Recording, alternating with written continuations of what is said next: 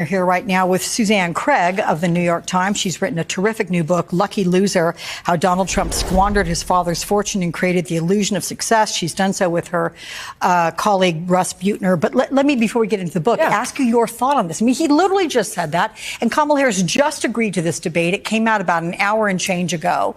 He says he's not going to do it because people have started voting. What do you think? I just think I'm sort of tired of just even trying to make sense of statements like that. I mean, a lot of people still have to vote. I mean, I think if you really look under that, I would say that the first debate didn't go very well. And he seems to be the only one who thinks he won it. And I think he doesn't want to get on the debate stage with her again. I think she was really effective at getting under his skin. Yeah. There was one question, obviously Russ and I heard because of our keen interest in his money, where she, was needling him about the $400 million that he inherited.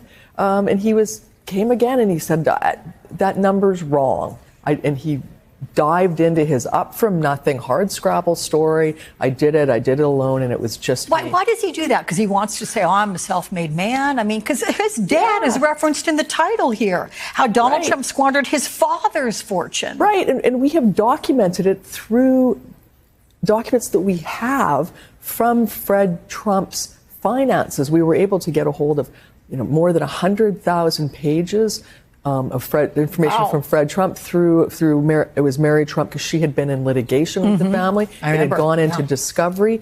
We've been able to document this 7 ways to Sunday. I think he really wants this hardscrabble story, and it sounds good, right? I did it myself, and he's even said it hasn't been easy for me. I mean, and then I think it's effective, and the reason that we care so much about it, there's so much more to this book. It's really a sweeping super narrative, dense, that covers 100+ years, and hopefully we take it. It's quite a page turner. But the reason that we were really interested in that is because that's sort of that's the lie that he sold to the American people in 2016, that he'd created this empire by himself, and it continues to come up even in recent weeks during the debate. I'm going to get to the media's role in being somewhat complicit, if you will, in creating him. But you report that on his tax returns, it shows that he lost over $1 billion.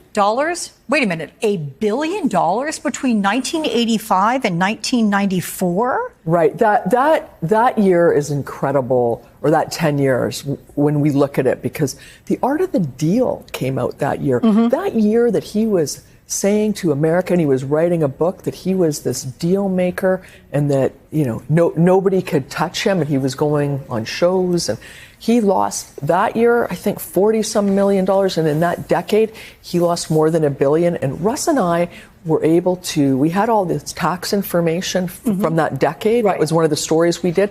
Not during his presidential years. No, but what was interesting was, because you're sort of, people think, okay, well, businessmen, they lose a lot of money, but we were able to get access to an anonymized taxpayer database from the National Archives.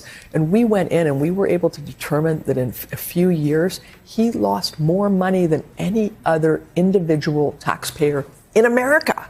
Like, this isn't just some business guys lose money. Like, he loses a lot of money year in and year out. And you've got all the facts to prove this. You've got the paperwork, you've got the documents, the numbers add up. We come with the receipts. And yes. Yeah. Let me ask you again about the media. As I mentioned, I mean, the fact is that he was on, Lifestyles of the Rich and Famous? Right. He was on 60 Minutes and all. But when he made The Apprentice, which Mark Burnett produced, he was tanking in all of his other endeavors at the time. So is it The Apprentice that created the man, the myth, the image that we hold of Donald Trump now, the one that permeates still to this day? I mean, how much does Donald Trump owe to Mark Burnett and what he created? It's huge. It's not to say that Donald Trump wasn't on the scene before. He had been on those Lifestyles of the Rich and Famous, that wealth porn that we know about. He got on them because he had the accoutrements of wealth. But when we think about it, Mark Burnett really, in an editing bay with very skilled hands, with producers, they reinvented him.